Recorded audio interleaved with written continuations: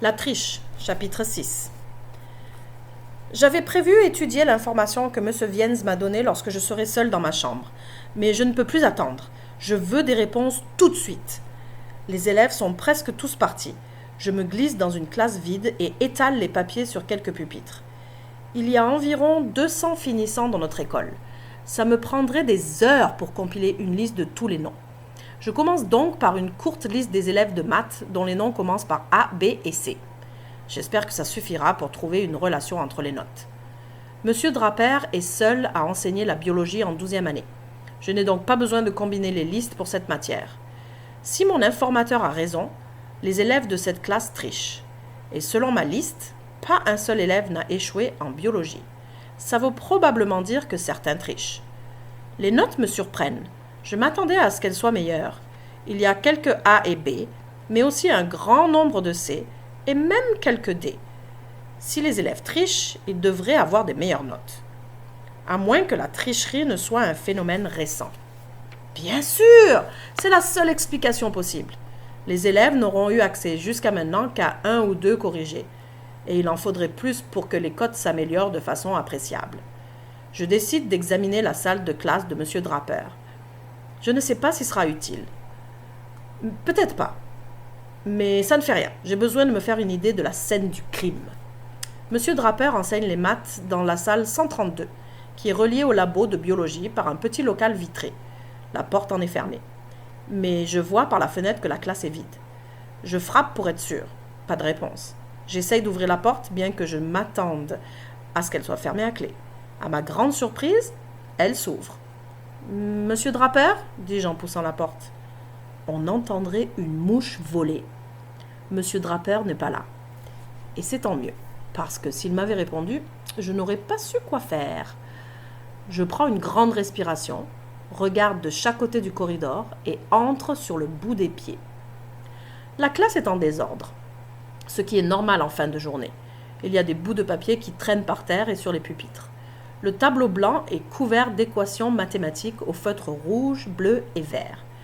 Le bureau de M. Draper est couvert de manuels et de cartables. Sur un coin, une tasse tachée par le café et un pot de crayon. Je me demande combien de fois M. Draper a tendu la main pour boire son café et s'est retrouvé la bouche pleine de crayons. Face à moi, il y a un mur de fenêtres dont les stores sont baissés, probablement pour empêcher les élèves de regarder dehors. Les enseignants s'arrangent toujours pour bloquer la vue sur l'extérieur. On se demande vraiment pourquoi les écoles ont des fenêtres. Il y a un classeur entre le bureau de M. Draper et celle-ci. Je marche sur la pointe des pieds jusqu'au petit local vitré. Je mets mes mains autour de mes yeux pour éliminer les reflets et jette un coup d'œil à l'intérieur. Je vois une chaise, un autre classeur et une table couverte de livres et de papiers. La porte du mur opposé donne sur le laboratoire de biologie. J'essaye d'ouvrir la porte, mais celle-ci est bien fermée à clé. Le corrigé se trouve-t-il dans ce local ? Je fais le tour de la classe.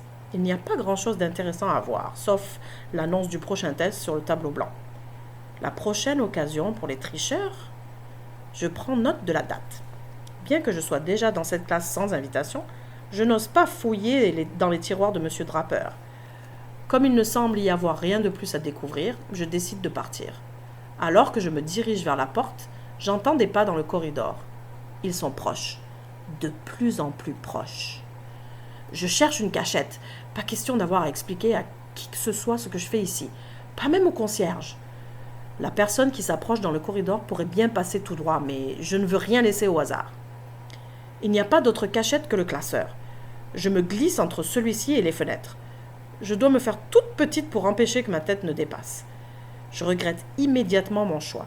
Je ne suis pas à l'aise dans les petits espaces. Tout à coup, je ne suis plus seule dans la classe. J'entends des pas feutrés, suivis d'un bruit de bois qui grince. Un cliquetis, puis d'autres pas. Est-ce M. Draper ? J'aimerais pouvoir regarder. J'ai besoin de bouger, mais je n'ose pas. Ma position est très inconfortable. Et plus j'y pense, pire c'est. Il me faut une distraction, sinon je vais devenir folle. Je me sens prête à surgir de ma cachette comme un diable à ressort. Je ferme les yeux en espérant que cette vision disparaîtra.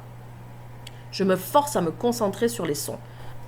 J'entends de nouveau le cliquetis, Des clés. La personne qui est dans la classe a ouvert la porte du petit local.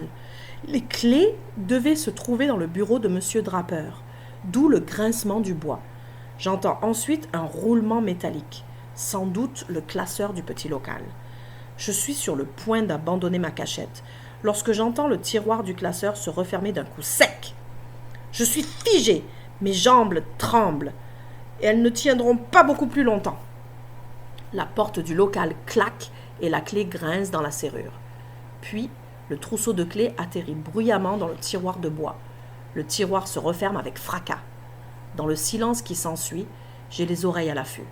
Est-ce que j'entends des pas qui s'éloignent? Ou bien est-ce que je prends mes désirs pour des réalités? J'essaie de patienter un peu plus longtemps, mais je suis à l'agonie. Je ne peux pas rester recroquevillée une seconde de plus. Je sors de ma cachette et me redresse. Ah, quel soulagement! Mais l'angoisse me saisit. Suis-je vraiment seule? Je me rends compte que mes yeux sont toujours fermés. Je jette un coup d'œil furtif autour de la classe. Je suis seule, et donc hors de danger, mais intensément curieuse. Je veux savoir qui se trouvait dans la classe. Je me précipite à la porte et regarde dans le corridor. Il est vide, à part un gars qui s'éloigne. J'ai le souffle coupé par la surprise. Je referme rapidement la porte. Je reconnaîtrai ce dos-là entre 1000.